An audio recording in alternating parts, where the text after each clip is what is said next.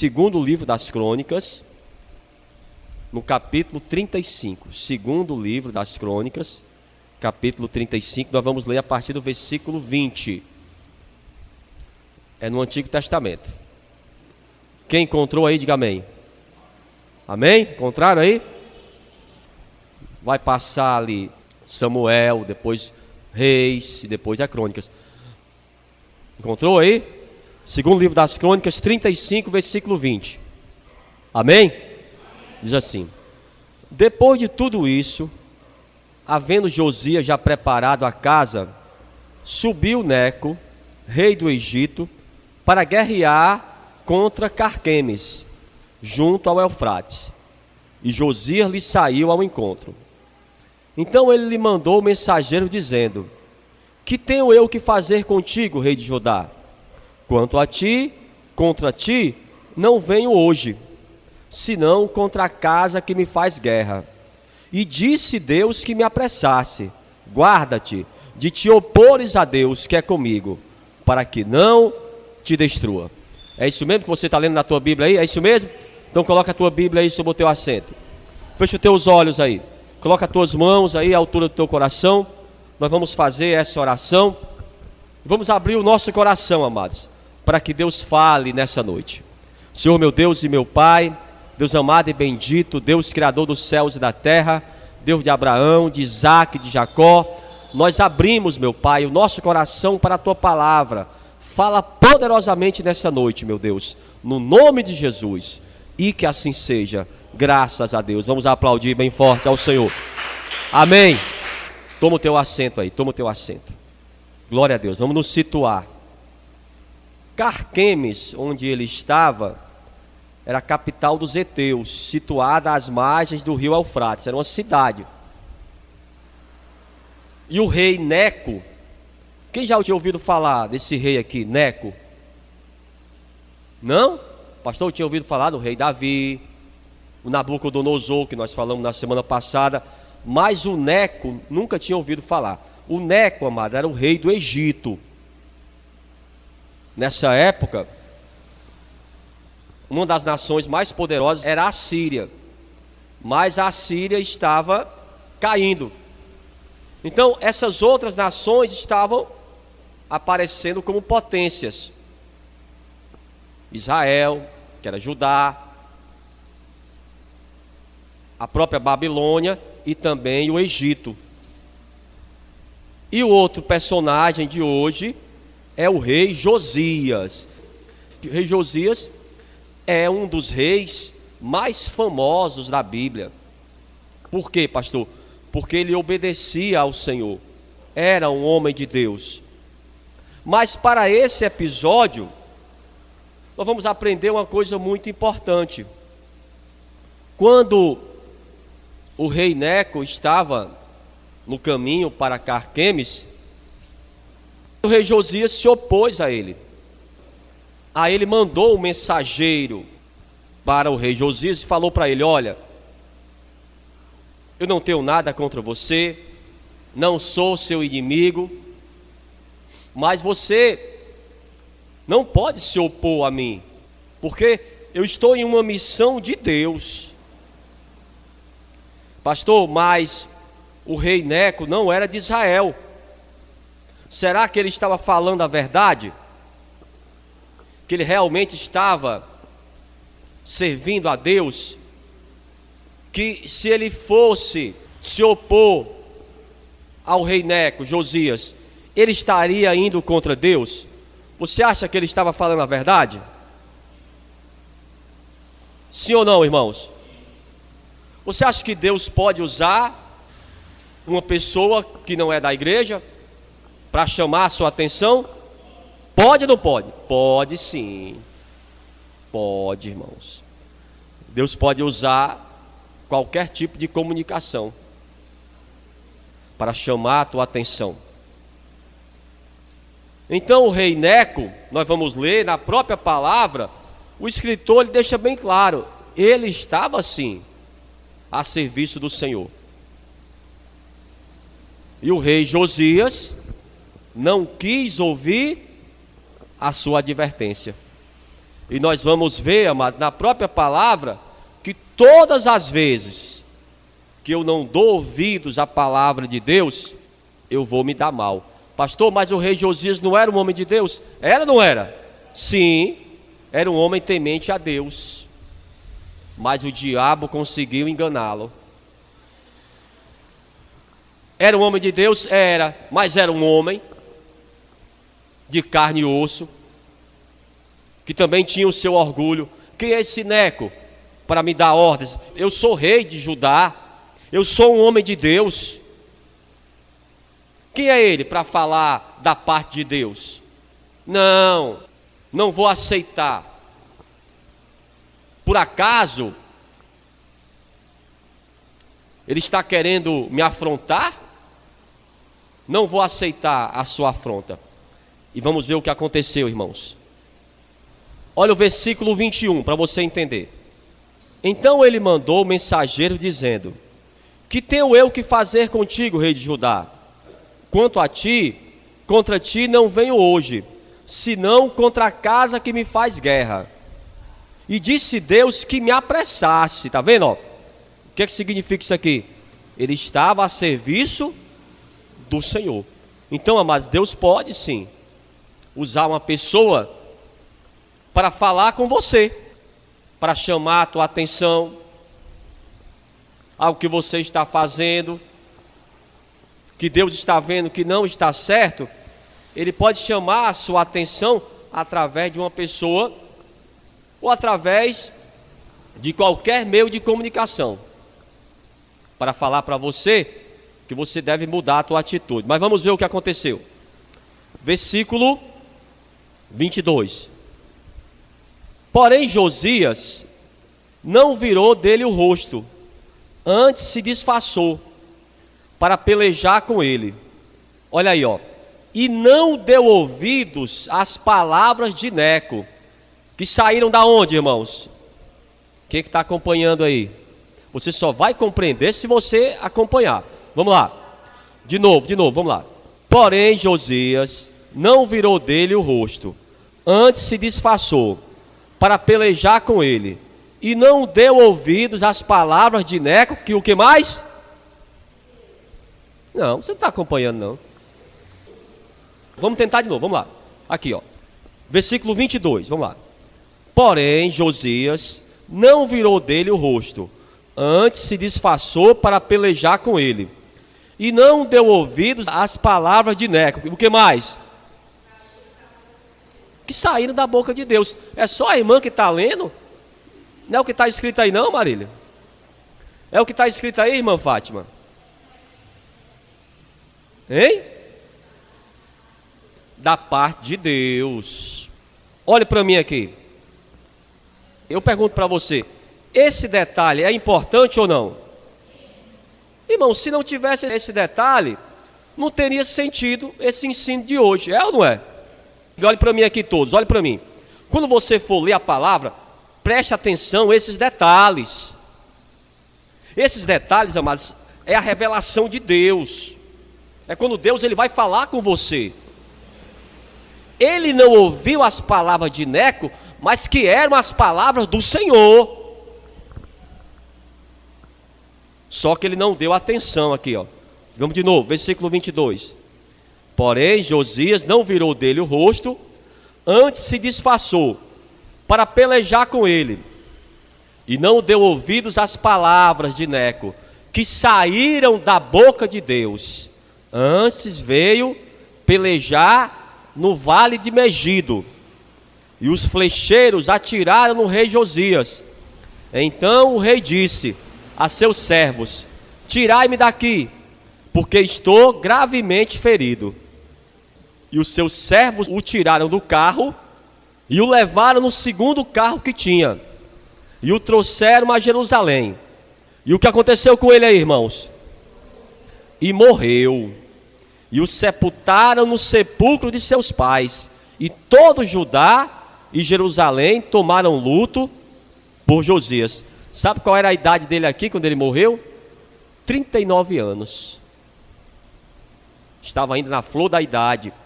Esse homem aqui, amados, ele fez grandes reformas, ele fez aliança com o Senhor, ele reparou o templo do Senhor, ele trouxe de novo a Páscoa para o povo, trouxe a lei para Judá, mas ele não vigiou.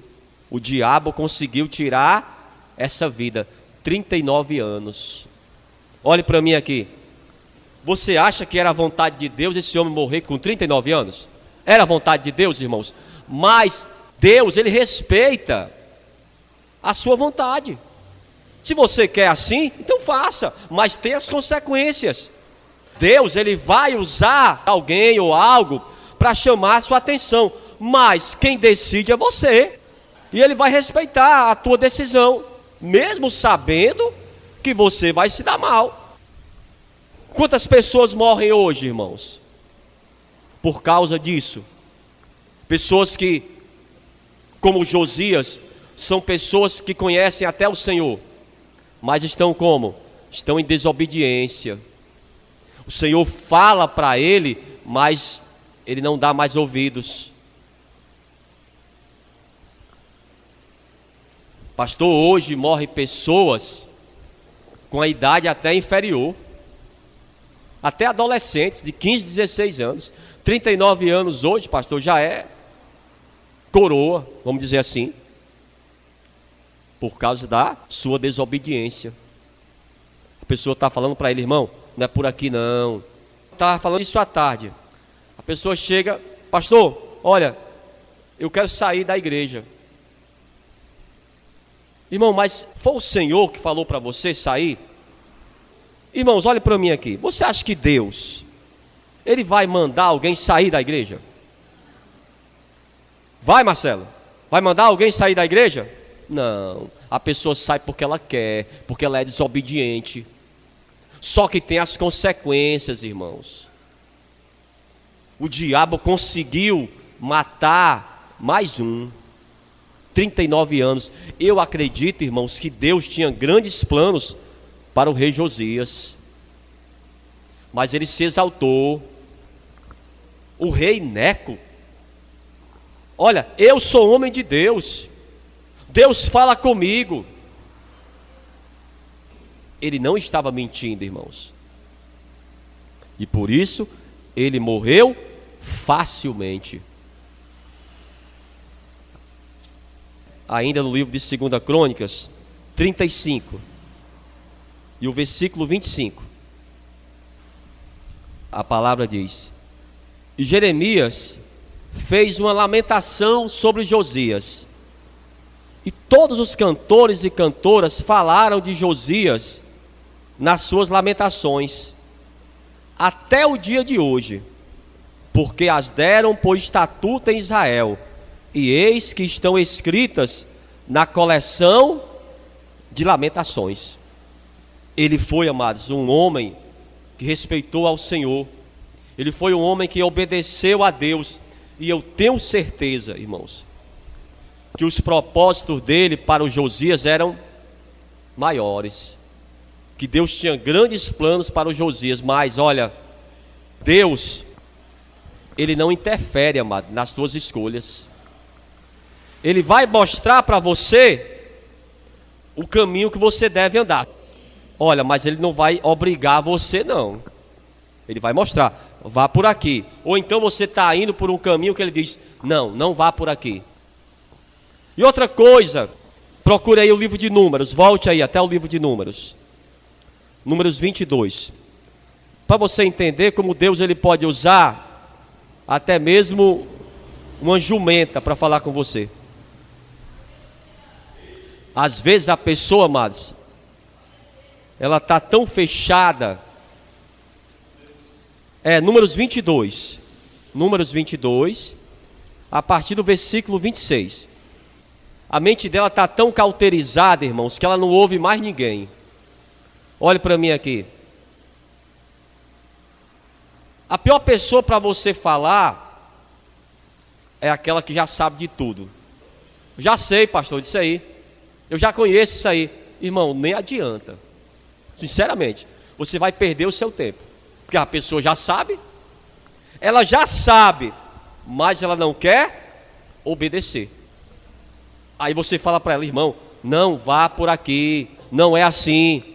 Aí quando você vê as consequências. Aqui, ó, como Deus pode usar até uma jumenta. Números 22 e o versículo 26. Ele diz, ó: então o anjo do Senhor passou mais adiante e pôs-se num lugar estreito, onde não havia caminho para se desviar, nem para a direita e nem para a esquerda. E vendo a jumenta, o anjo do Senhor deitou-se debaixo de Balaão, e a ira de Balaão acendeu-se, e espancou a jumenta com o bordão. Então o Senhor abriu a boca da jumenta, a qual disse a Balaão: que te fiz eu, que me espancastes estas 3 vezes? E Balaão disse à jumenta: por que zombaste de mim? Tomara que tivera eu uma espada na mão, porque agora te mataria. E a jumenta disse a Balaão: porventura não sou a tua jumenta, em que cavalgastes desde o tempo que eu fui tu até hoje? Costumei eu alguma vez fazer isso contigo? E ele respondeu: não. Olha para mim aqui. Então vinha o Balaão, que era também um homem de Deus, mas se corrompeu, e vinha montado na sua jumenta, por um caminho estreito. Não dava mais para se desviar nem para a direita nem para a esquerda. E na frente deles tinha um anjo com uma espada na mão.